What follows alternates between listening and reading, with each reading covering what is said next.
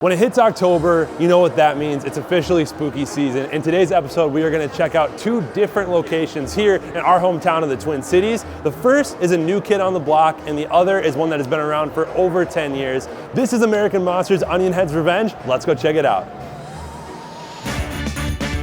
This is Fun Across America. Charlotte, thank you for having us here. This is incredible. Yay. Tell us where we're at and what this place is. We're in Slidell, Louisiana, and this is the bio of Slidell. We have, as you saw, a dock and a boat with a couple of alligators over there. This is a Cajun encampment happening here. In fact, the whole thing is all at Mall of America in Bloomington, Minnesota. Very cool. Yeah. But we built all of this in order to create an atmosphere to surround the story of Onionhead's revenge. And so this is the first year that it's here, but this is a plan of, I think I heard 5 years, right? That it's gonna be here. Right. We have a 5-year plan with Mall of America to be here. So tell me about Onionhead's Revenge specifically. Onionhead is a folkloric story that takes place in southern Louisiana in a town called Slidell. And as the story goes, Onionhead was a disfigured kid.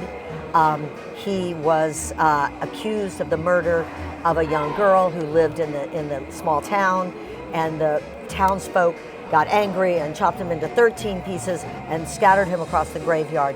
His mother gathered the pieces back together and using voodoo brought him back to life, and he now seeks his revenge.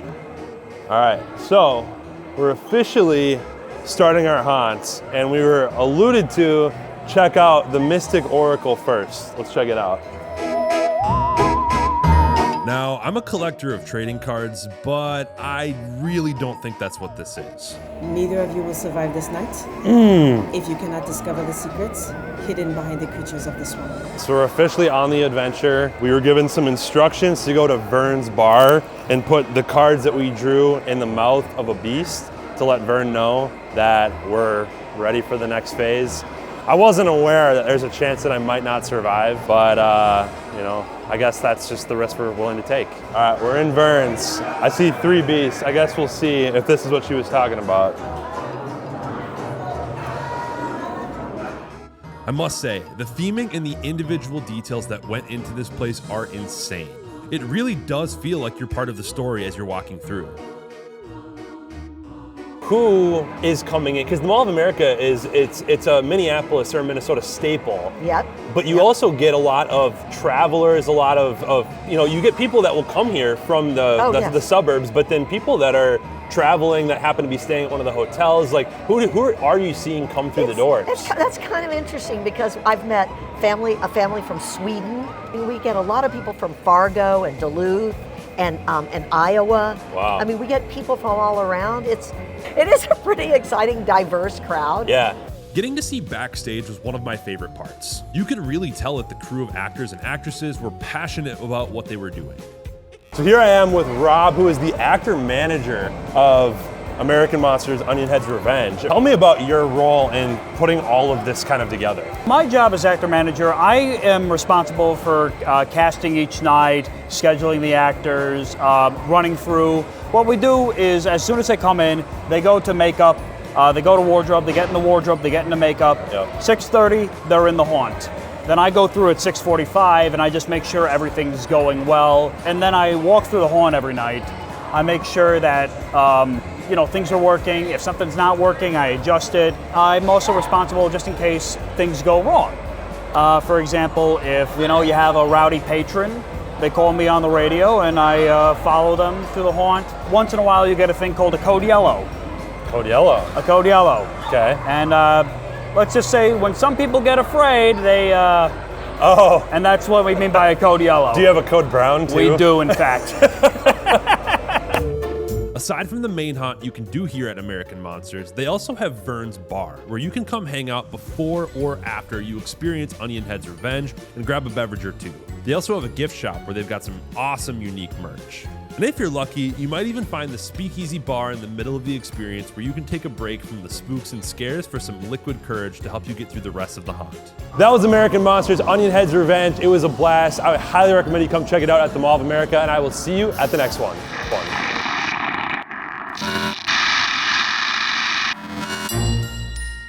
Next, we traveled 30 miles west to Chaska, Minnesota to check out Screamtown. Matt, we're here at Screamtown. This is it. This place is pretty cool. Thank you. Tell me about how this place got started. This is our 16th year in this location. We were in another location for 2 years, and I just always had a passion for Halloween, and the show just grows every year. We're standing right now in front of our new cannibal cabin. Cool. And you hide your fingers and toes when you're walking through, because it gets pretty wild. What's your background in terms of why you wanted to start a Halloween party? I was a home haunter, so I was one of these crazy people that decorate their yard for Halloween. And then I thought, hey, maybe I could do this professionally. So it's just been a passion of mine now for 20 years. How has this place grown from the time that you started this till now? I mean, I tell people, if you haven't been here in 2 years, you're gonna be totally surprised. If you haven't been here in 3 years, you're gonna be mind blown. Yeah. 5 years, you're not even gonna recognize the place. We're just adding stuff every season. We're always trying to up our last performance. Where are you pulling most of your people that are coming in People from? come from all over, other states. Everybody thinks it's a local thing. People come from everywhere. So, and they come not only for Screamtown. We added next door to us the abandoned Hayride. Cool. So it's a really incredible experience. It's like no other Hayride in the country. And I think you guys are gonna get some footage tonight. Awesome, I'm excited to check that out. All right, so we're gonna get started with the abandoned Hayride. I've heard this is one of the best in the country and truly one of a kind. Let's go check it out.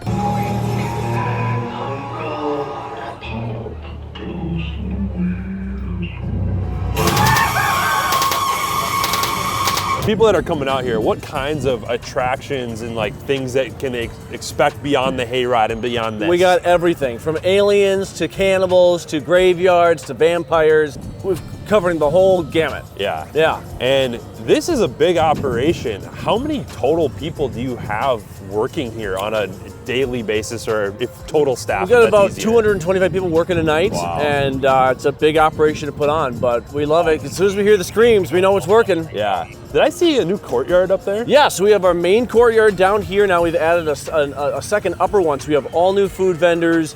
We've got a new pole barn up here for warming. We got some vendors. There's just stuff to see everywhere, so you can make a whole night of the experience. So that was Screamtown. I definitely think that it lived up to the hype. We heard plenty of screams. I will see you at the next place.